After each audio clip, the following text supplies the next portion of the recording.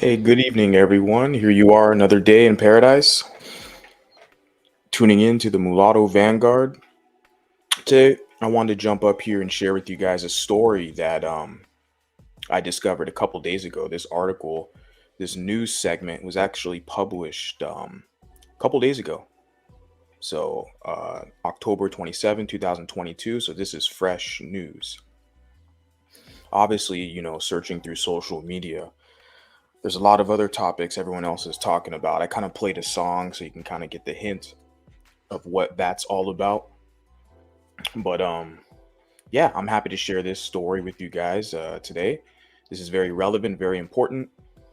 Not only to me, I think to us as a collective, speaking about mulatto people primarily, and just in general, I guess you could say for the young male population, especially we have this kind of epidemic with not only just a foster care system and stuff like that, but the need of mentorship with young males. I know even for me, that's why this story is extremely relevant, because I definitely needed a lot of mentorship. I did have some.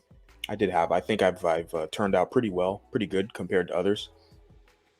Um, but definitely there could have been a lot of more resources available. So that's kind of why I decided to jump into the field that I'm currently in right now. But I'm going to talk a little bit more about that later and kind of how my personal journey kind of connects with this story, the relevance of it. But yeah, yeah, I appreciate you guys being here. Thank you so much. Telling Stuart, it's always a pleasure, and definitely need to talk with you. I received your email as well, so I definitely need to chop it up with you. Um, regarding some other important stuff.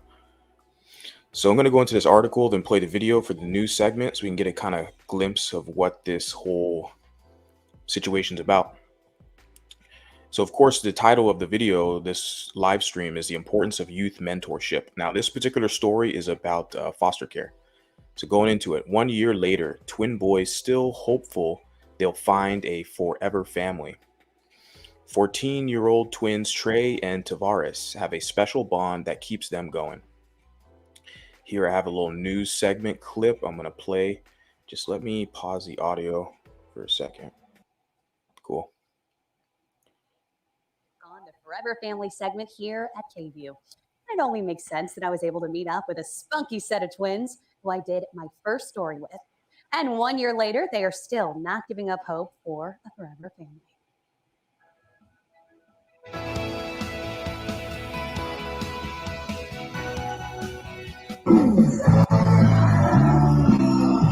There's a special bond that comes with being a twin, like an unspoken language that only the two can speak. So I can't pretend it's not there.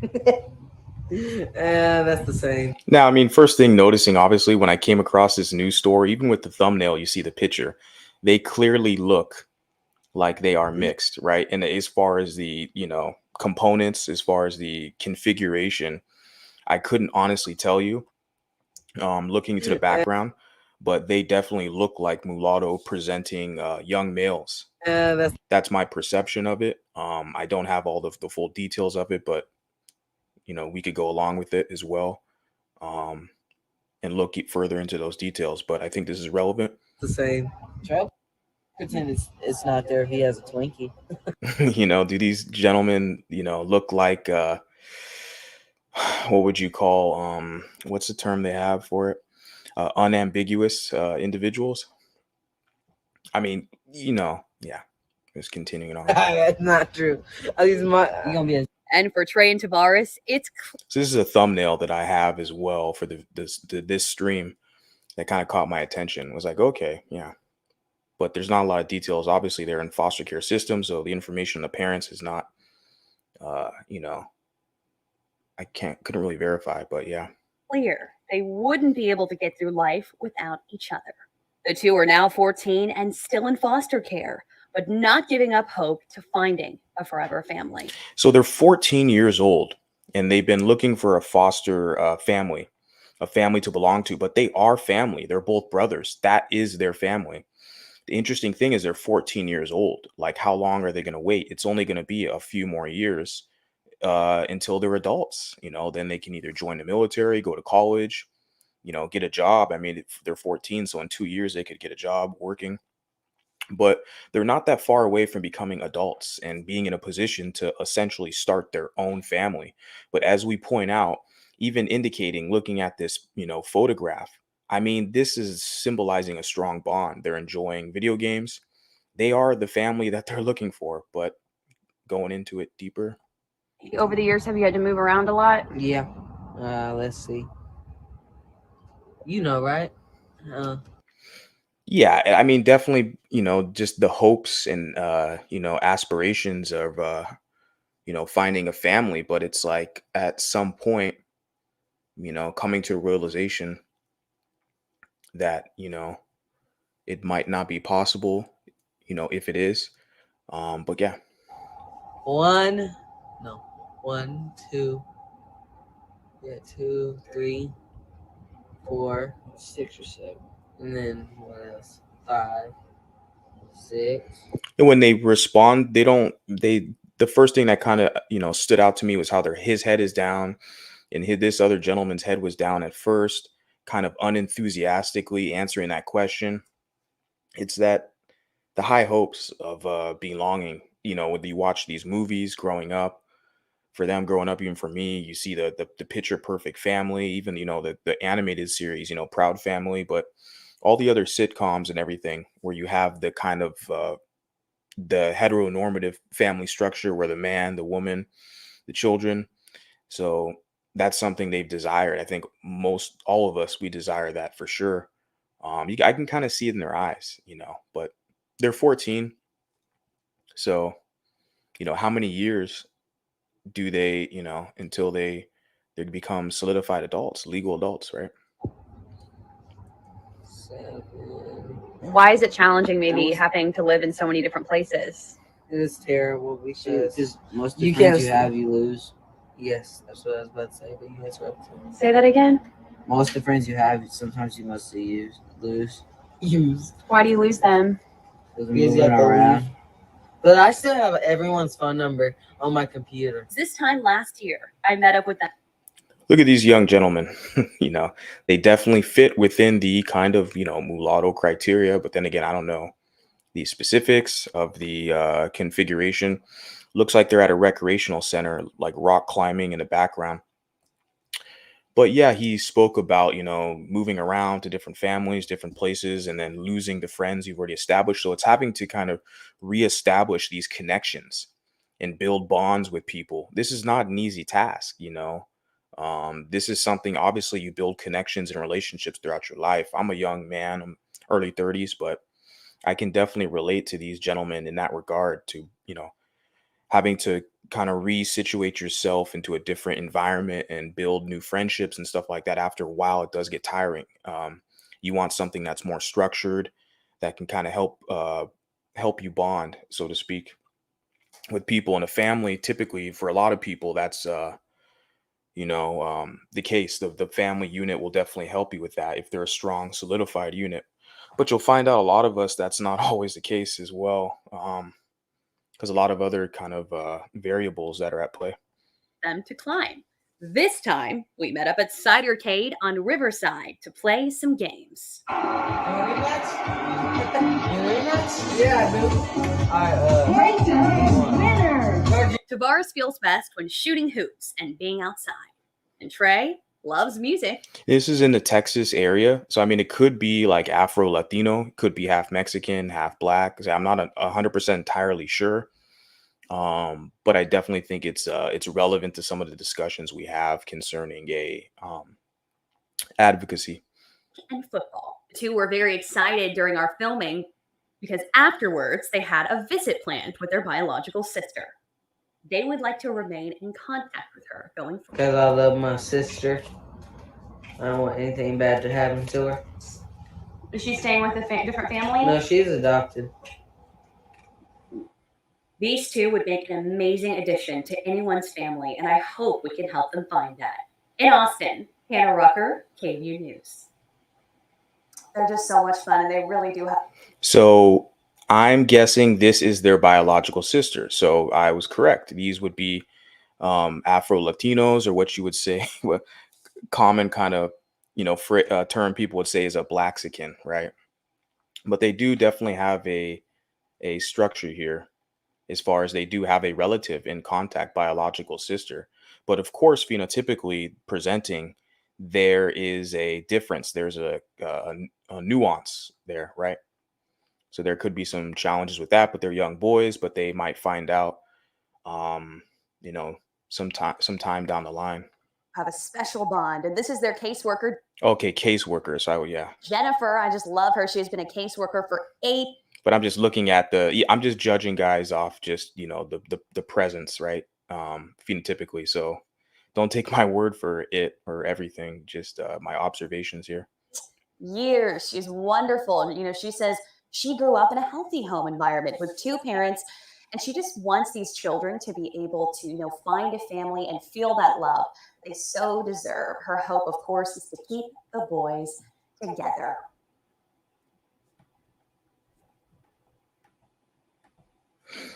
Okay, yeah, that's great. Yeah, that's definitely a short clip. They have an article based on this. Like I said, this is actually fairly recently, a few days ago. So diving into it, this is in the Austin, Texas area. There's a special bond that comes with being a twin, like an unspoken language that only the two can speak. For Trey and Tavares, it's clear they wouldn't be able to get through life without each other.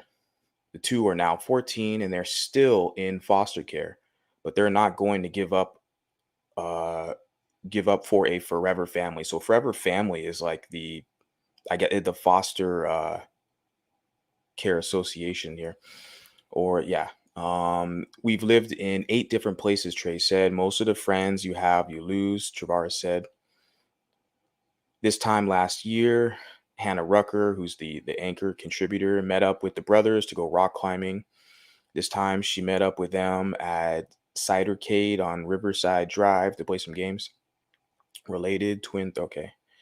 Travaris feels best when he's shooting hoops and when he's outside. Trey loves music and football. The two were very excited on the day of filming because they got to see their biological sister. I love my sister. I don't want anything bad to happen to her, Trey said. She's adopted. The brothers would like to remain in contact with their sister once they are adopted. To learn more about Trey and Travaris or to put an inquiry to adopt them, visit their page on the Heart Gallery of Central Texas. So this news station launched the Forever Family segment with the partnership of children in June 2020 to highlight children of the Heart Gallery in Central Texas who need secure and permanent families. Okay, definitely. Let me see if I can pop up the page if there's any other relevant information on that, on both of them. Okay, there is. So let me actually share that real quick. There was a gentleman I spoke to kind of behind the scenes that I definitely wanted, because we spoke, I wanted him to contribute. That's kind of one of the focuses on this kind of particular broadcast. I wanted him to share his personal story about growing up like in the foster care system and how that can kind of relate to a lot of us in our kind of particular circumstances. I thought it was definitely congruent, this gentleman's story, but he, decided to not show up. So moving along, about these twins might have to take double once. Okay, yeah. I think this is already a clip we shared, so I don't need to It has share it been again. exactly what Yeah. I just want some information. Okay, this is them when they're younger. Let's see what we have here. In this week's Forever Family segment, we meet twins with an unbreakable bond hoping to preserve their relationship. CBS Austin's Michelle Vargas shows us just how unique their personalities are. Trey and Tavares have a unique relationship. We are different because how are we different? We have different hair. They got different hair. Yeah, 14. So this is, 11, and they're 14 currently from the news article. So they've been kind of reporting on these two gentlemen, these two young males for, a few years. They still haven't found a family. Could it be, do you believe, because they are, mulatto presenting? Could it be why they might have had a difficult time finding a family? Do you think those are factors that could be, present? just kind of posing the question for you guys. 800 feet taller. They're not. I talk different and I look way beautiful. But I'm more cuter. Yes, competitive at times, Thank you, thank you, thank you. No, it's okay, it's okay. You don't need to clap for me. but nonetheless unbreakable. We've been together all our life. I could have played this clip prior to kind of show kind of the side by side how they've, grown, but even 3 years at that period, it's your growth spurt. So you definitely, you drastically grow. But the bond is significant. This is the family they're looking for. But they definitely, outside of their immediate family, they need a community. I think we all are. That's why we navigate around these channels and these pages and these networks to kind of find that close association. And what bonds with what helps us bond to each other is our similar experiences and kind of similar circumstances as well. I think what truly bonds a lot of us, we've come to the conclusion we have a lot of similar, parallel experiences. And so we're here to kind of share those and talk about that. And they want to keep it that way. Being together and staying in Texas or Austin. Oh, They spread love one verse at a time. Darling, just die right. And even when things get tough, Keep going up. encouraging each other like they did at Epic Fun in Southwest Austin is a priority for them. Mama, you always lying. Don't embarrass me. It's a bond they want to share with a forever family. Michelle Vargas, CBS Austin News. If you'd like to read more about Okay, interesting. Yeah. So, I mean, they have a whole page, like I just shared about them there, but this was they covered the news story twice already, which is interesting. So it's like, they've been looking for a family, um, for that many years, but now they're 14 years old. So, at that point, it's like, you know, um, yeah, it's interesting. So yeah, they're 14 years old now, and it's like you don't in a few years you're gonna be an adult. So yeah, let me get to some of your guys' comments. I'm only gonna be here for a few more minutes. I wanted to share something, how it relates to me, but I definitely was hoping I could get a contributor to share his story and how his story is congruent, from him being a mulatto man, as a child being raised in a foster care system. I think a lot of us have. I've heard some stories as well. So mulatto people are in such need of representation. We know exactly what we need socially and economically and politically. Yeah. And of course, Mulatta Mermaid is in the house. Mulatto people have been judicially erased since 1930. Yep, removed from the United States Census. So of course, we are easily displaced in society. Exactly. That's a fact, Yeah, that's a fact, and the thing is, like, see, even federally, where they've instituted the kind of two or more races category, which it's still in itself broad and ambiguous, because someone who's Asian and Caucasian can claim to be, biracial or whatever, or mixed, and that's not the same as someone who's black and white, right? Where in the history of America, there's a clear cut kind of racial dichotomy, and a system there in place. And so our experiences are not the same, right? And so they've put these broad and ambiguous categories there to essentially erase our identity, to kind of make it seem like we're invisible, when we're clearly not. We're clearly extremely influential, but we definitely are kind of displaced, as you put it. I agree. Yeah, it's crazy. And some measures we got to do to kind of fix that is definitely to galvanize, like we're doing. I hate when they split up the children. I've grown up in foster care system from tween 18. Okay. It's a horrible experience without proper representation. Yeah. And even you say, judicially, politically, we do not have representation, even within the school system. We have heavy representation within the media. Most of your highest paid successful athletes and even musicians or actors are mulatto people. So within the media, in the sports world, in the Hollywood world, in the recording, label world, or recording artist world, we're heavily represented in media and, fashion and everything. But not in the kind of nuts and bolts levels of society where we really need it, especially judicially, right? And like you said, politically, not just politically, economically, right? Where we are tend to be working for other people under their institutions when we've had institutions prior before 1930s, right? This happens often to all kids in the system. The babies are adopted, but after six, the kids are usually rejected. Yeah. Yeah. Now the children are like 14 because it's the current story. And it's like, I don't know if, they weren't, nobody kind of adopted them at 11. So 3 years down the line, I don't know if they're going to be adopted now. But where it comes into play is what I want to kind of bring it into me to how it relates to me is the need for mentorship at this period in time where there might not be a specific mom and dad kind of at the dinner table structure like that, but what would benefit them greatly would be definitely a mentorship program, which a lot of young males in society need today across the board. But I think more in I guess you would say more seriously, would be those who are definitely mulatto people who do not have support system from their family or don't have a family at all. So a couple notes that I wrote down here basically to share with you guys is, essentially the importance of us looking out for our own. Because nobody else is going to do it for you.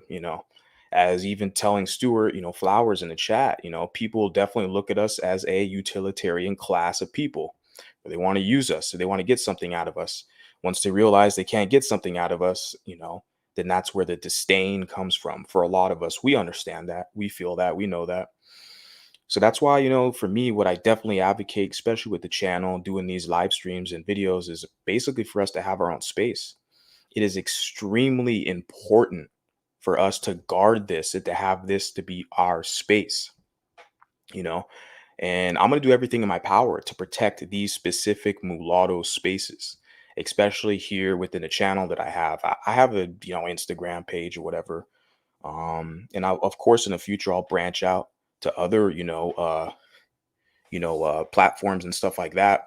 But to have our own voice and to speak about our stories and our experiences for ourselves, this is our space. Even looking at the chat, the couple of you that are here, these are mulatto people. This is ours. So it's extremely important that we protect that.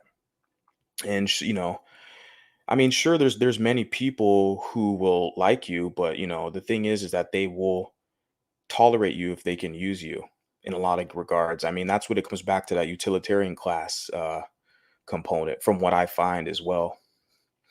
But you often find a unique situation with a lot of us, and that even our own parents who are black and white, right, meaning mulatto, created us out of spite.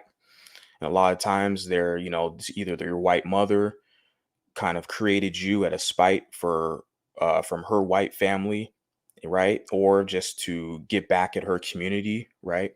The community where she comes from. If she got rejected from them, she'll, seek a relationship with a black male to kind of give the middle finger to her community, right? And it works in the reverse way as well. You can find that is the case. That does happen. So those circumstances are not productive for us, right? But those are common occurrences, unfortunately, that I would say. And a lot of times with those cases, the extreme cases with that, the children, the byproduct, the mulatto children, they get put into foster care, or they grow up in a household with a parent who doesn't even like their ass. Um, and so what are we going to do about it here as adults? I'm a millennial, early 30s. So what are we going to do about it to look out for the younger generation who needs that guidance and support? That's the reason why I'm talking to you guys. Because I mean, honestly, if you're an adult, you guys, kind of got to figure it out as far as I'm here to help and support and provide information. This is education. But I'm really, my main advocacy and focus is for people younger than me who definitely need the voice, and they need that guidance and that information to help them. I'm not saying I have it all figured out, guys. But we need to look out for one another. That's the key thing. Everyone else seems to understand that. But with us, we get stuck in other people's battles, fighting for other people's battles that aren't related to us. And then we come to find out these other people, they're not fighting for us. We're getting the shit end of the stick. And I'm not trying to act like a victim. But in a lot of regards, I mean, I could tell you what I found out from a lot of the pro blacks. It's like, well, like, why are you fighting for them in their battles, right? It's not your battle.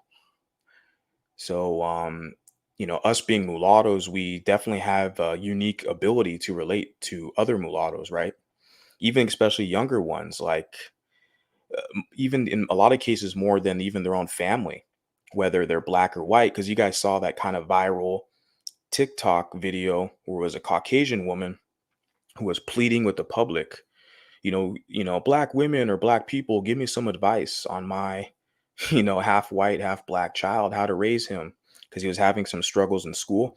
This is where we come into play. It's not going to be black people's responsibility to give, because they're going to lie to them and tell them that they're black when that's not true. That's false because black people will tell them they're not. Okay. So it's going to be our job as a collective, to have resources and information for these young children so they don't come out struggling. I hate to use the word, I don't want to use it because it's kind of used against us, but we definitely need to put the people on the right track as far as how to raise their head high and be proud, sharing the history so they know they have a history.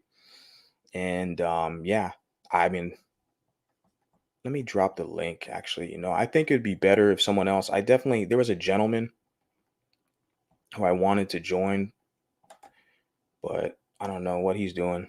It's not a good look on his part, but if anybody else wants to contribute, I'd be more than happy to oblige. So yeah, the whole idea is I think a lot of us, we can relate better, and maybe not better to their own family, but us having these similar experiences, navigating society, we could relate a lot to other mulatto people, especially if they're younger.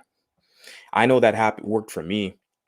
See, I think about it like when I was younger, I mean, pretty much monoracials, but in high school, towards the end of high school, there were a couple mulatto males who kind of resembled The Rock, kind of, who were definitely, I wouldn't say they were mentors per se, but they were around the school that I went at. There were teachers there, and they definitely, like, I love that I could see them and I can see myself in them. I could relate to them, and of course, I got along with them great because they look like me.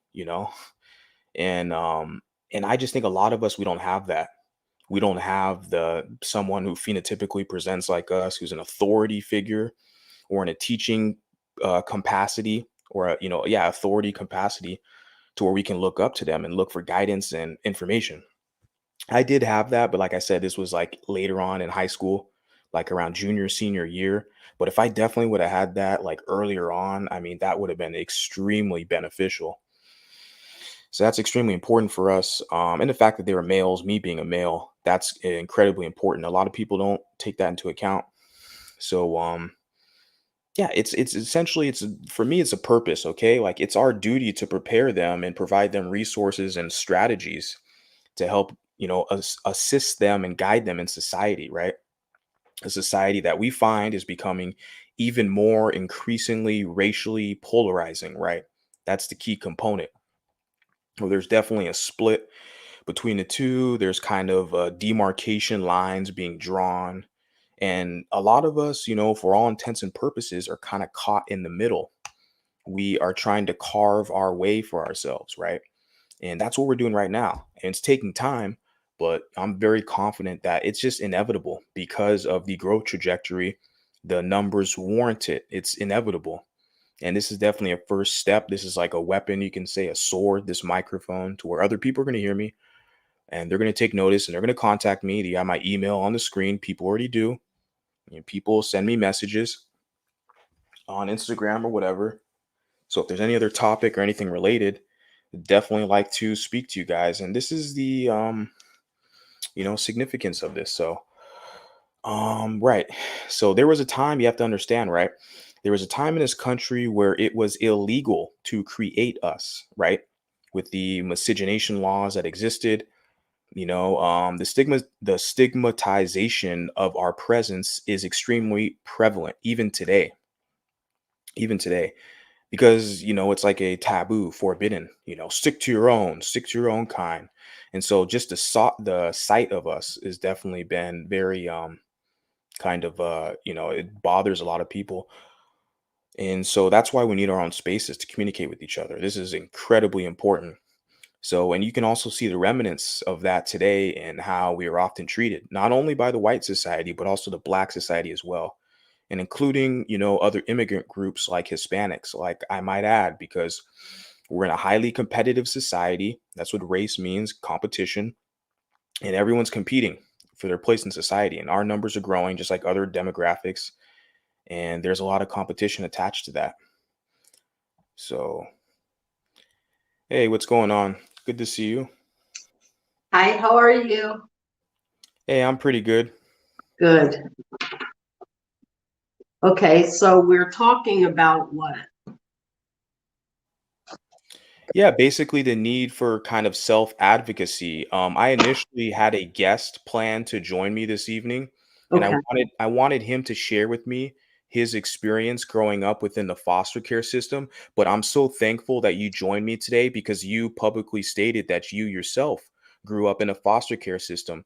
And that's why I think this story is extremely relevant because it ties into a lot of us, a lot of our story of who we are and how we're displaced in the society and segregated in a lot of cases. So that's why we're here now advocating for each other and people are going to hear the word. So yeah, please share. Okay, so um my mother is a Caucasian woman and my father is a Black native. Both are American and have the very typical American experience. And my grandparents, my mother's parents, were from Menlo, Atherton, California. That is upper middle class. And it's right there with Stanford University and the Silicon Valley. So when I was taken into foster care, it was because my mother was quite the rebel and my father was stereotypically gone. I went into the foster care system, and like the story you just shared, I'm the only sister in the family. So my brothers were kept together, and eventually they were sent home. They returned home to our mother. I stayed in the system until I was 18. When I had gone into the system, I was racially displaced. I no longer was referred to as me or myself or my mother's child. I became these different derogatory names. I became someone who was always told that I either was thinking that I was better than everyone, or I was thinking that I was smarter than everyone.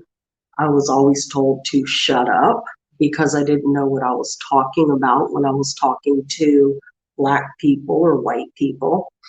I was always told to go somewhere else or to not say what I was saying, et cetera, et cetera.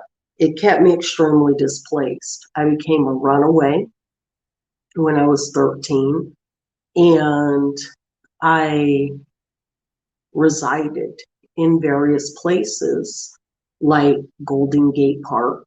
I resided in Haight and Ashbury in the Panhandle in San Francisco.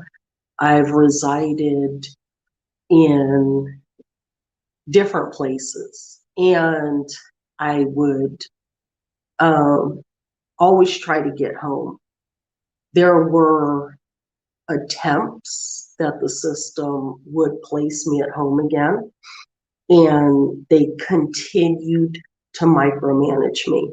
And I would tell them over the years, you need to just let me be at home with my family. Stop coming to visit me, stop checking on me. Then that would create an opposition within the system. As you know, I've shared with people on my channel, I am simultaneously ambidextrous. I'm not the only one in my family that's ambidextrous. I have a brother who's ambidextrous. I have another brother who is a tested and verified genius. And all of us have been tumbled and displaced systematically. There are no people, organizations, or groups, be they for profit or nonprofit, 501c3, or charitable organizations, nor religious, that represent the mulatto. There are various means of identification. We could say we're red bones, yellow bones, I'm mixed, I'm, whatever. I'm a hoppa, I'm a hoppa howley, I'm a mule, I'm a half breed. We can go through all of that. There's no real representation for us when we go through puberty. There's no guidance for us. Medically, there's no answers for us. Economically, there's no statistic for us. Academically, there's no group for us. We are a social wonder. We are a genetic hybrid, and we are phenomenal. We have to represent ourselves, and we have to represent each other. Because I was raised in the system, and it was a system that I had to physically, emotionally, and mentally survive. When I was 17, my mother took me to get married, and I was actually in the foster care system. I was given permission to go visit her on a weekend, and she took me with my boyfriend, my high school sweetheart, and drove us to the state of Nevada and signed for me to get married. And then after a couple of days, brought me to my foster home. And nothing was done about that. When I was 18, I went to reside with my husband. And that I tried to address that judicially. And I was told that I was someone who, just kind of fell through the cracks. And nothing was ever done about it. When I had my children, I became a parent at 18. And when I had my children, I knew immediately that history was going to repeat itself. So I became a homeschooler. I was scared out of my senses because I had never met anyone who had homeschooled before. I knew that by all and every means necessary, I needed to keep my children as far away and out of the system as I could. And I was willing to give my entire life and my existence for it. And because I was so disenfranchised and profiled and tumbled along, I knew everything that the system was going to look for. And so I always knew what to keep in my house, when to answer the door, when not to answer the door. I raised my children as independent homeschooled children. They were non-vaxxed, they were non-tested, they were high school graduates at the age of 16. I immediately enrolled them in universities, and I did meet some resistance when I enrolled them the university that they were enrolled at had never had students that age. And so I had to get an attorney, and the enrollment was accepted.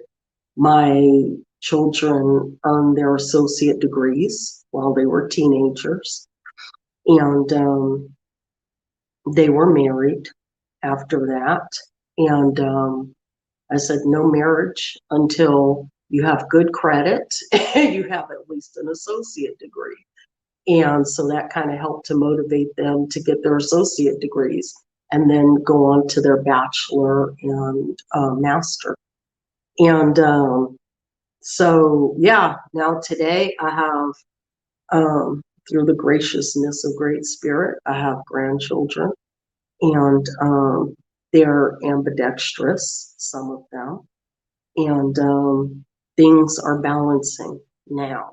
And I raised my children in Orthodox Islam because in Northern California, the Sacramento Central Valley had plenty of Arab and Pakistani people that had communities, not just beige complected people, actual structured communities.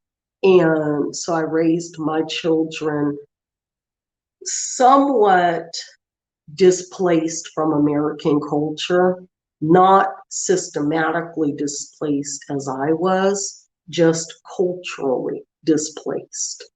And so now with my grandchildren are actually being raised with parents who are mixed, are mulatto, they are American, they've been raised American, and they're college graduates, and their parents are balancing out now. It is the third generation. And I feel as though you have to be a mulatto person to know the experience of the mulatto. Right. And Right. to share that experience and to advise how to navigate through a monoracial society. Right. As Precisely. a mulatto person. So, yes, there's going to be a need, and there is and has been a need for businesses for profit, 501c3, businesses, advisory boards. There need to be lobbyists. There need to be legal representation. There need to be brochures and pamphlets and Like websites and think tanks as well. 1-800 Yeah. call lines. And it's Right. this is something that, because the United States enacted the Racial Integrity Act of 1924, what they did is they made it so that the racial integrity of Black Americans was going to be intact. Right. And the Right. racial integrity of white Americans was going to be intact. Right. Maintain the status quo. Of Precisely. the Black and the white. The monoracials. Exactly. Exactly. Not just one. Mhm. It was the privilege of the Black and the privilege of the white. Precisely. We were excluded from that. And 6 years after that, the federal government omitted us. Our identity had been on the census from 1850 and was removed in 1930. And that was 6 years after the Racial Integrity Act. When the 1964 Civil Rights Act of 1964 had passed, that put people in what just happened? Oh, okay. It put people intact again. And it did not ever reinstate the mulatto identity. After the 1964 Civil Rights Act, mulatto was not reinstated to the US Census. Had the mulatto been reinstated after the 1964 Civil Rights Act, we would have appeared on the census in 1970. The census is every 10 years. We haven't been reinstated to the census since 1930. So here we are in 2022, legally, judicially, the mulatto identity has been officially segregated judicially from the federal government since 1930 until today. We are still segregated as of November 1st, 2022. So that makes it 92 years and still counting. We should be reinstated come 2030. So we have the next 6 years and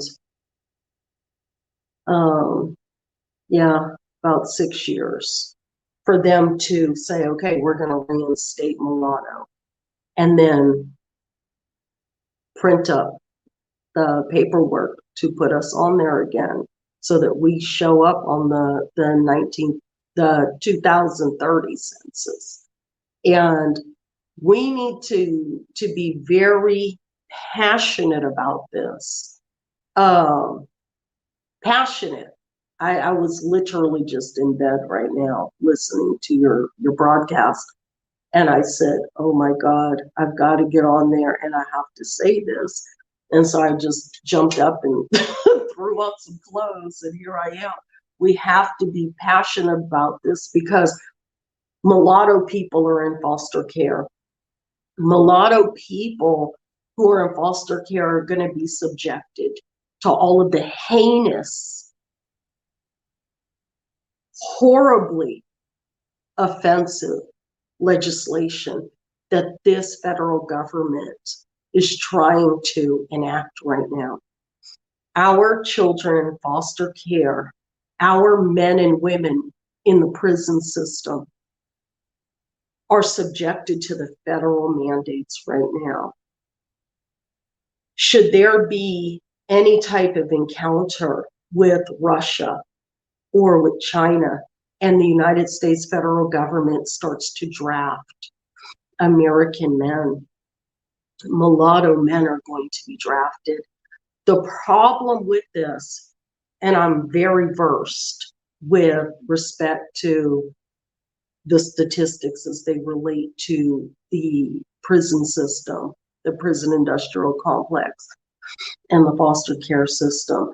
Per capita, mulatto people are incarcerated, are assaulted more than any other group of people. Because there are not so many mulattoes, mulatto has been defined as a black, white, Negro, Caucasian mix, a hybrid of Negro, Caucasian, black, white, European, African. Okay, that's a mulatto. Because there are statistically not so many mulatto men and women and children, we don't have many to lose. So a draft is devastating. Incarceration destroys the psychology of people. Everyone knows when people go in, they don't come out the same. We don't have mulatto people to spare. We just don't. Many mulatto people are sifted through the system based on their complexion. That in itself is a disenfranchisement from our family. I have just in my family, among my children, I have children that are brown like me, and I have white with blue eyes. Among my grandchildren, I have brunette, blonde, blue eyes, green eyes, brown eyes. So mulatto people reproduce based on the DNA that we pass to the next generation. Because we have black and white parents, our children can come out black, white, or a middle complexion. Right. We have to represent ourselves. We have to represent each other. I have already begun to write to the United Nations. I haven't spoken about it online on my channel. I just, it's something that I really don't want to talk about right now. Yeah. We It's could get in. disappointing for me, and We I'll could get. probably start crying Yeah, because no, we could get into it a later time for sure. I just wanted to interject quickly as well, because this is a point that Hybrid's making that I concur with, which I stated earlier when I was talking about those two young gentlemen who were seeking a family outside of the foster care system. They wanted to get adopted. Basically saying what I agree with, that we are more genetically related to mulatto people than somebody who is fully black or white, meaning their parents. I tend to agree with that as well, which is a very interesting take. Also, I wanted to share this as well. The document I kind of pulled up earlier, it kind of shows the kind of the issue with the census is, right. Okay, so this is Frederick Douglass. We're all aware of who Frederick Douglass is, correct?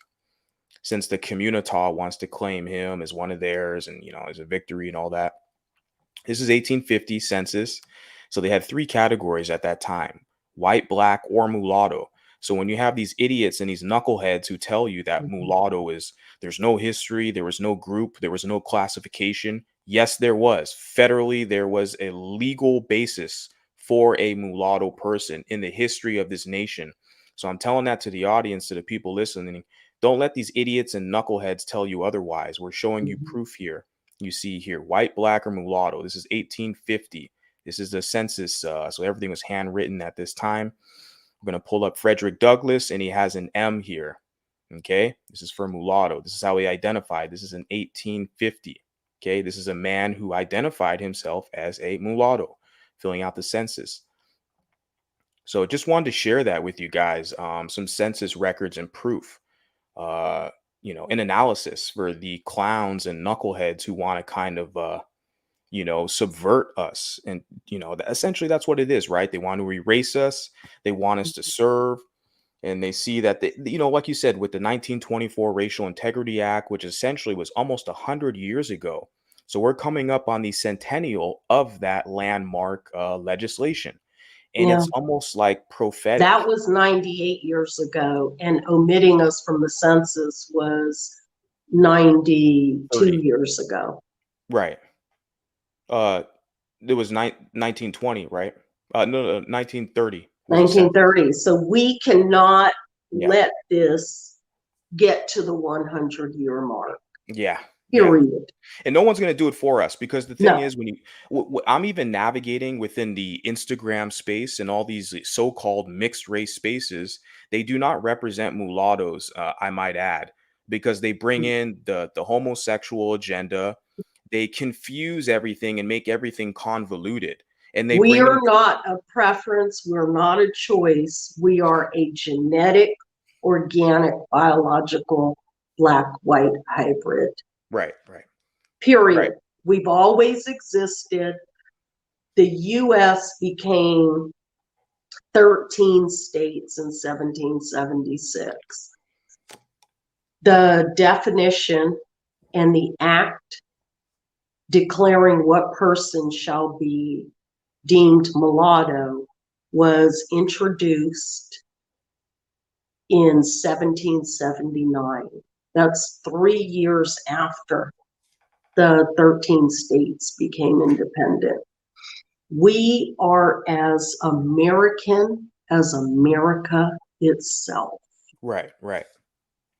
And Oh, that's we've a fact. Yeah. always been in the history, Of America. Mhm. the judicial system, Yep. the laws, the codes as Mhm. mulatto, independent from Negro, independent from Caucasian.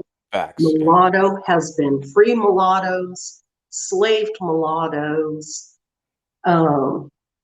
working mulattoes, non-working mulattoes, just an independent racial classification since 1779 documented until 1930.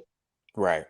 Yeah, we've been here. We've always been here, and we've been here before America was even a country. And I try to tell people this, that there is in fact a history and a real basis for us as a group. We're not, because when I shared last week, they had these mulatto people who wanted to fit into black society. This was on the Donahue show, like 1990s.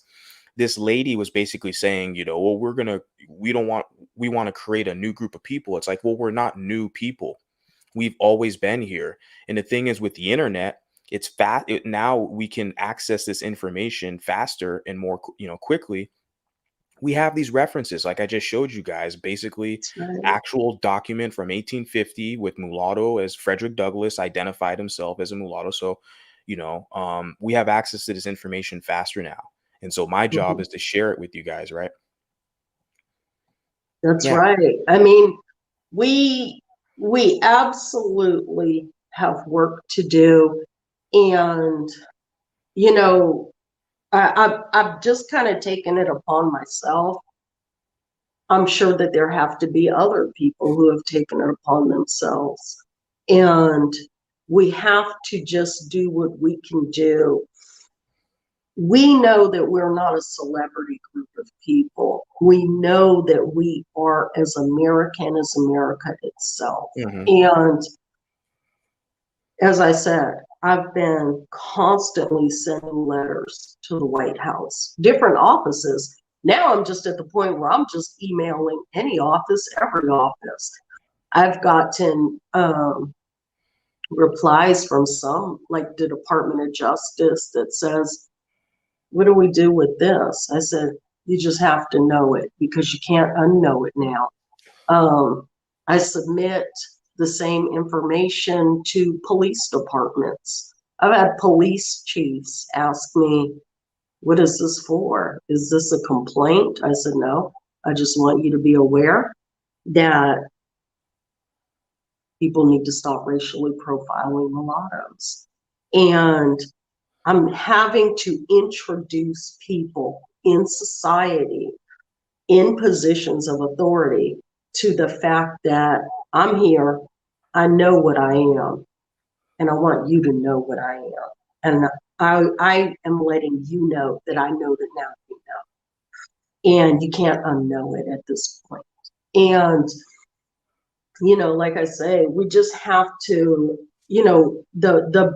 the first thing is that the word mulatto has to be reinstated to the census. When we're reinstated to the census, we can be counted. When we're counted, we get legal representation. That's constitutional. You have to be counted to be legally represented on a federal level. Once we're counted on the census and we receive a legal representative in DC on the federal level, then we can vote.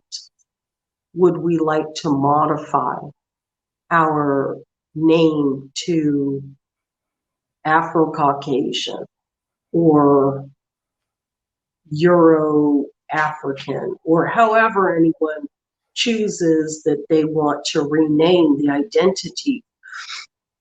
that comes as a vote that Amongst a us. president signs as a racial reference modification into law after a vote. That's not something that you just kind of like go on social media and say, hey, let's call ourselves this or that. There's nothing official with that, and that's just a distraction. That's just a distraction. I'm working towards 2024 so that this Racial Integrity Act is undone before that 100-year mark is up. I'm working to get us reinstated to the U.S. Census on this next 2030 census so that our omission from the 1930 census does not make it to the 100-year mark, okay? Right. I'm not gonna play nickname games. In Spanish, oh, the word means a mule. Yeah. Cool, Yeah. hee-haw, whatever. Put it on Right. the census, I'm okay? with you. Yeah. We can vote it something different once we get representation. Right. I'm with you there. Or it Yeah. could mean, in Arabic, a mullah. Mullah is like my teacher, my friend, my companion guardian, okay? Maybe it's mullah because we know that the Ottoman Empire ruled Spain for several hundred years. There's a hybrid Spanish-Arabic colloquialism. It's valid. There's books written in that language. However that goes. Mulatto is a word. Mulatto is our identity. Right. We don't have to use that. What we have to do is legislatively reinstate our identity to the census, get legal representation, take a vote, and then go from there. And we're working against the clock right now because we're talking about 1924 and 1930. Yeah. Almost the centennial mark, like you said, 100 years. Yeah, this is the work. It's going to take a lot of work, and the whole point is nobody's going to do it for us. As Hybrid already stated, they are trying to control it before we get our voice. They see now with social media, Facebook, Instagram, YouTube, even TikTok, we're out here talking. We're letting our voice be heard. We are collaborating with each other, etc. And I they want. started a petition and they've already froze it. Oh man. I started a tweet and they stopped it from circulating. That's why now I said I've already begun to type up my letter to the United Nations. I'm finished with the US ignoring me. I might have to start writing letters to the Kremlin. I might have to start writing letters to the King Charles. I might have to start writing letters to whoever, Malaysia, Indonesia, Bangladesh. The United States federal government has mulatto people segregated. We are No legally, representation. judicially segregated in a free society that abolished segregation And they give in illegals. in 1964. And we've always been here, but you see how they give illegals representation, illegal aliens. They're not even citizens. They shouldn't even be on the soil in the land. Essentially invaders. I mean, they're not technically invaders because the corporations just open the doors up, come on in to work, for cheap labor. They have representation. They have political preference. They have sanctuary cities. But for us, even a lot of these illegals will get uppity. They'll see a guy, I've been called a mutt by a few of them. So everybody knows the con game that's going on, I could be a mutt, a half-breed, a yellow bone, red bone, however you want to do that, a mule, whatever, that's all cool. Here's the thing. Put my identity on the US Census, and then we'll talk. Right. Until then, that's what my focus is. And the United States federal government, I've already put them on notice. Segregation is illegal in this country. Right. Mulattoes are judicially segregated and have been being judicially erased. There is the Ocean 11 that renamed Mulatto Mountain in February of 2021. Because there's no legal representation in DC, because there's no legal representation in DC for people that don't exist in America, and the mulatto doesn't exist right now because we're segregated, we don't have the right to legal representation. Because we don't have legal representation, there was never a vote or a signature or a motion in our defense when the Ocean 11 was renaming Mulatto Mountain in February of 2021. Yeah. This is a horrible, horrible injustice. The federal government is accountable for what is going on. I'm not supposed to be here. Statistically, I'm not supposed to be here. My birth certificate, luckily, because my mother was sent to a convent when she was 16 and pregnant with me, to put me up for adoption, they had to verify my race. So my birth certificate in the 1970s says father Negro, mother Caucasian. That is a specific definition of mulatto according to the act to deem what person shall be deemed mulatto. It's Negro Caucasian. Because I was tumbled through the system and put through all sorts of atrocities, statistically, I shouldn't be here right now, stable and sane and non-medicated. So this is a race against the clock, so to speak. And I've already told my children, I said, listen, you have my birth certificate. You're verifiable. Okay, we're verifiable mulatto people. And our DNA is so precious. It is so valuable. Don't go giving your DNA away to all of these people who are going to tell you that you're from some African continent or some European continent or somewhere other than where you're from. We're us. We have the right to our DNA. We have the right to our identity. We have the right to our nationality. The US federal government is violating us because they're keeping us segregated. They're judicially erasing us, and they're violating the United Nations Article 15. You have a computer, United Nations Article 15. That's going to be my whole address to the United Nations. And this is very serious. This is very, very serious. And so, like I say, right now, all I have been affording is to keep signs on my car. Whenever I go places, and someone says, well, what's that all about, right? Because my car is like a billboard right now.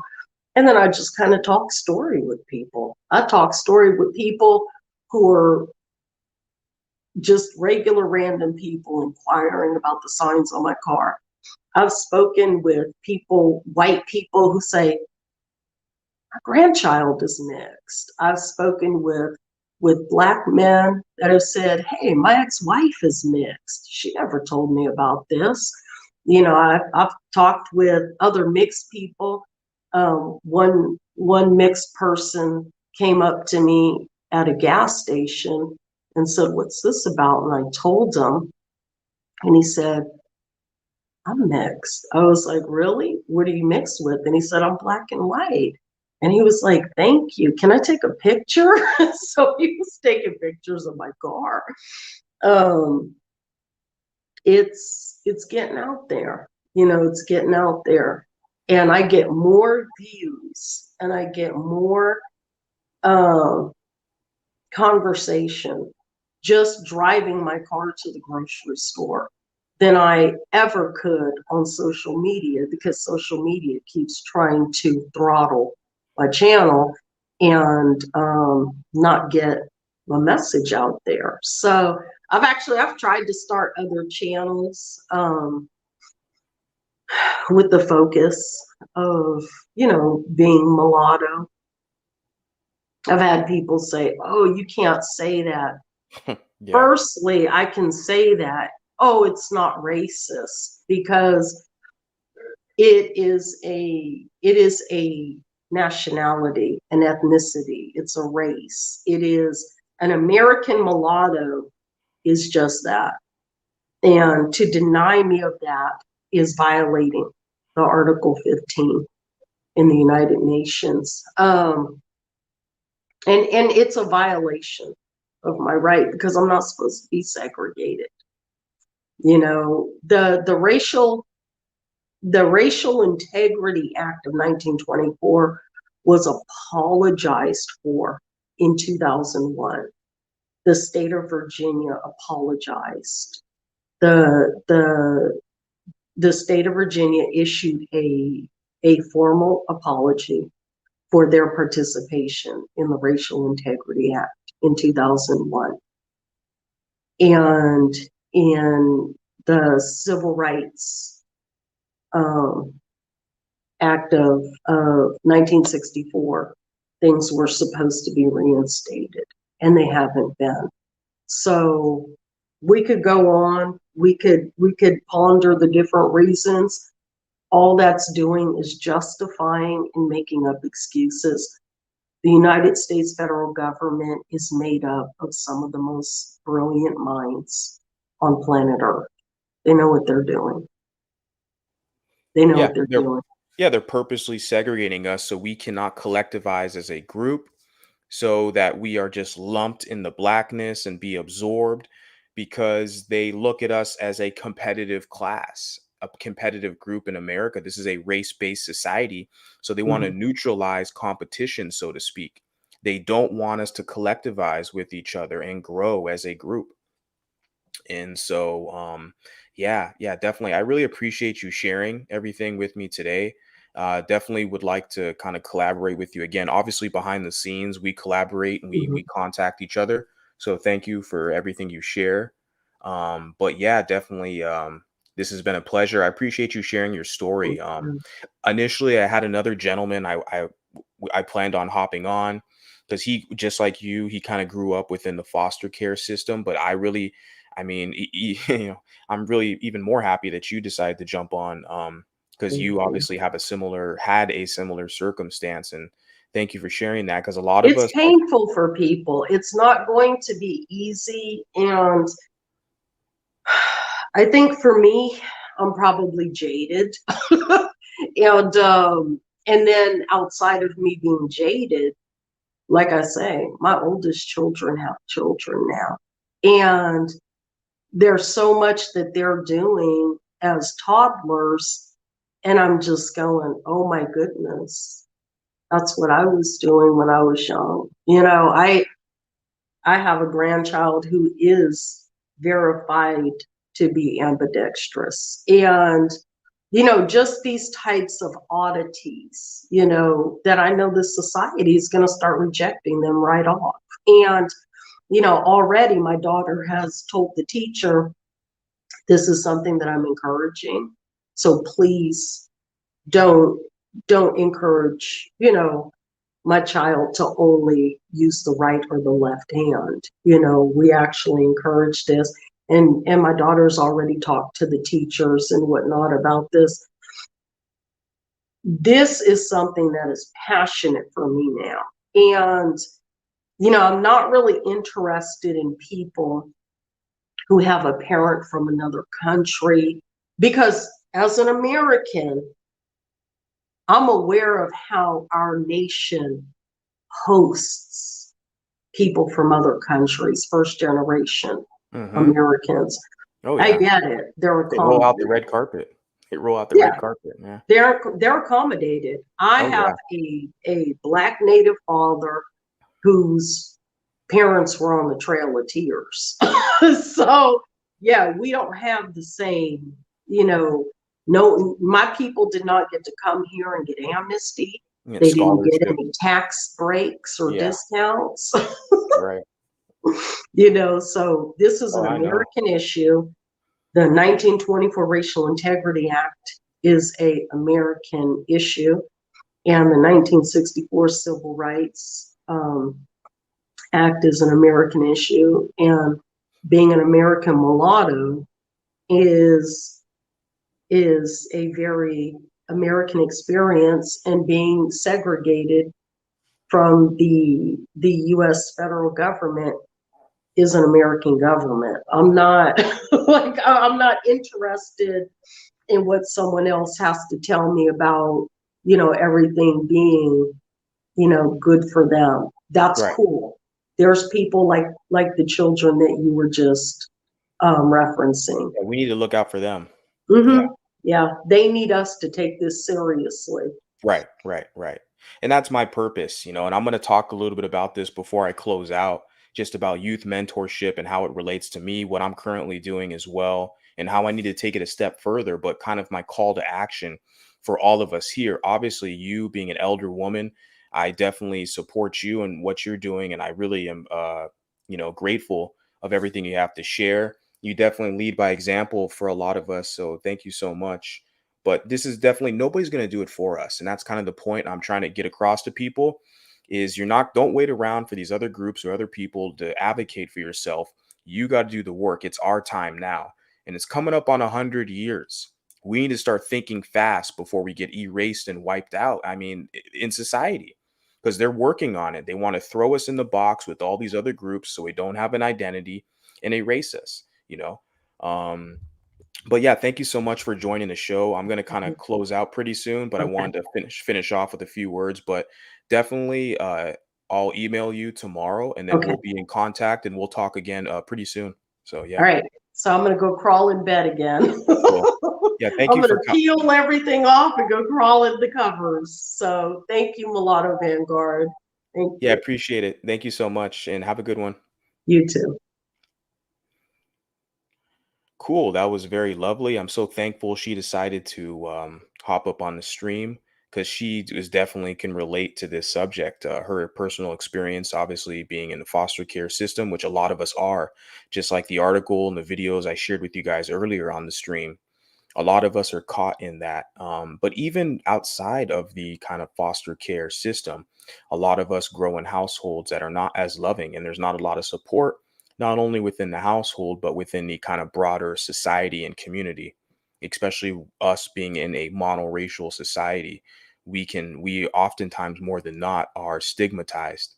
So essentially, for me, finding my purpose, I can tell you guys a little bit about right now what I'm doing currently, as I work at a middle school. I work in a middle school, and I am essentially a substitute teacher in a kind of a instructional aid, where I help the students within the classroom make sure they get their assignments done and pretty much academically guide them with their tasks. And so this is middle school level we're talking here. Obviously, I'm a college graduate. I attended university. I have a bachelor's degree. My main focus was in speech pathology and communication, but obviously, I'm well versed in other areas as well. But basically, this whole my purpose, right? This whole embracing the mulatto identity and the name designation, who we are as a group. The time is now, right? It's the time is now that nobody else is going to advocate for us. We have to do it ourselves. That's what I'm going to continue to stress to you guys every time I come up here. And so for me, my own personal journey, even like within this position that I have, I felt like kind of quitting just recently. I was like, you know what, man, I can get paid more money doing another job somewhere else. I mean, I have several jobs. I'm not getting paid right now currently with this YouTube shit. This is my purpose in life. This is for free, but I'm just honored and blessed to be here to speak to you guys. But I have several jobs. I do other stuff as well, but my main current job that I put the most hours in right now is at a middle school. And I felt like, hey, let me find something else to do besides that job. But then I kind of thought about it, and I was like, you know what? Every classroom that I'm in currently right now that I assist in, there's at least one mulatto or mulatto person in that classroom, a student we're talking about. The reason why it's congruent with the story that I shared earlier, because the students that I serve are in within the same age range, the middle school. So anywhere between 11 and 14 years old.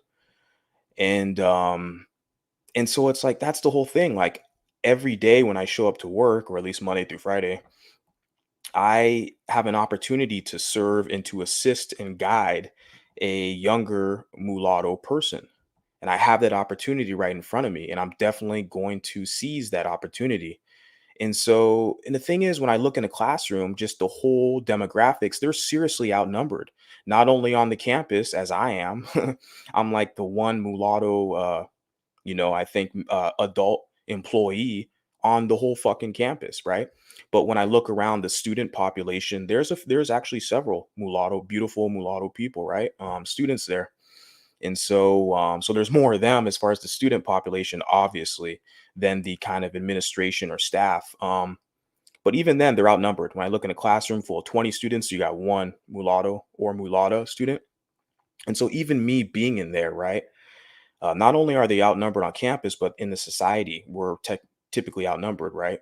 Uh, Most parts. So, but me being there as a young male, college educated, as an adult, just being there, my presence, it stands as kind of an influence, right? As like being a light, a guide that they might need, even like we stated earlier when Hybrid was stating, we can relate to a lot of them even more than their own parents, right? Um, Let me try to find that exact quotation. Hybrid, yeah, somewhere up in the chat. Yeah, but that's the thing. A lot of us, we can relate to them in a lot of ways, and they can see themselves within us, right? And yeah, and that's basically the whole kind of thing. Like I pointed out, when I was like 17 years old, there were two teachers, instructors I had at my high school who were mulatto males, and I remember I instantly connected with them, because I could see myself in them, right? And just the energy they gave off and the way we communicated, I connected with them more than any other. I could relate to them more than any other person there. So I can see myself in that same position now, almost like the torch has been passed to me, so to speak. I have this opportunity now to be an influence and be a positive guide for the younger generation.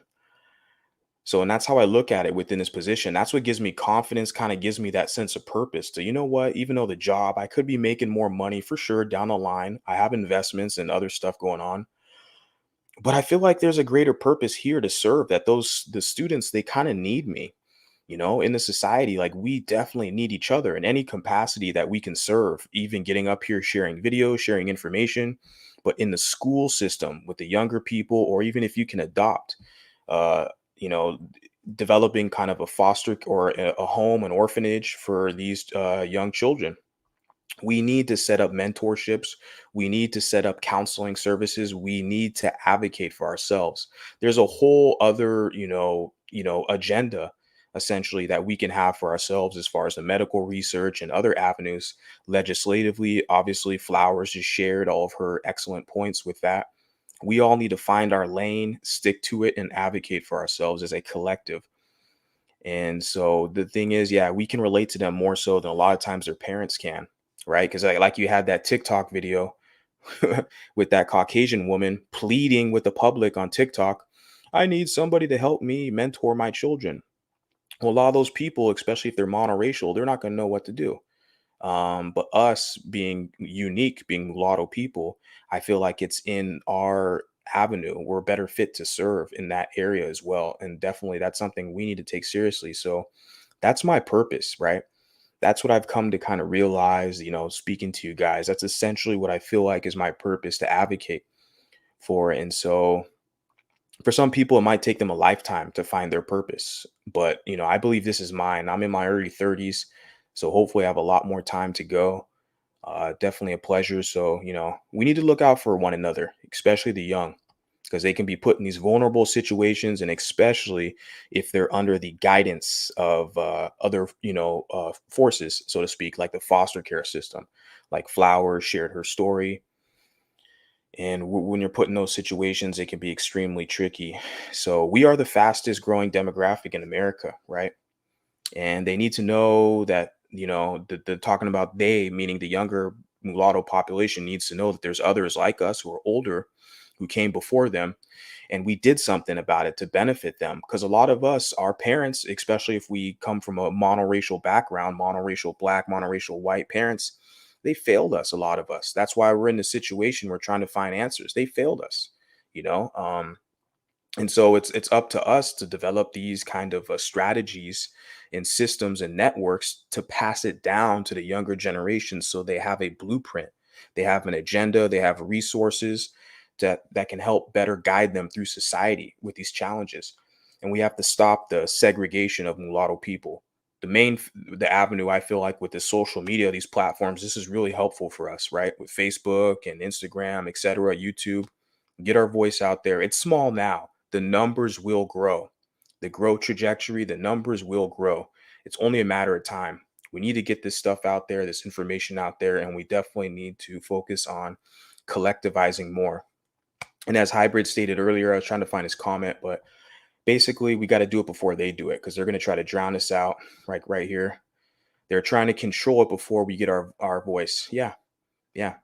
And the whole idea, especially with the name designation with mulatto, they're demonizing the word. You go into Google, you type it in, it's labeled with Oxford Dictionary as offensive. But then we say, well, to who? I'm classified as a mulatto, and that's not offensive to me. But people want to make it offensive so we don't identify with it, with the history and as a group. They only want us to solely identify as Black, right? And the thing is, like I said, with the federal government, with the census, they have it where it's two or more races, which is too broad and ambiguous. That doesn't say anything about mulatto specifically. Well, at the state level, many of these states, especially the less progressive states, so the more Republican states, they're really going to segregate your ass.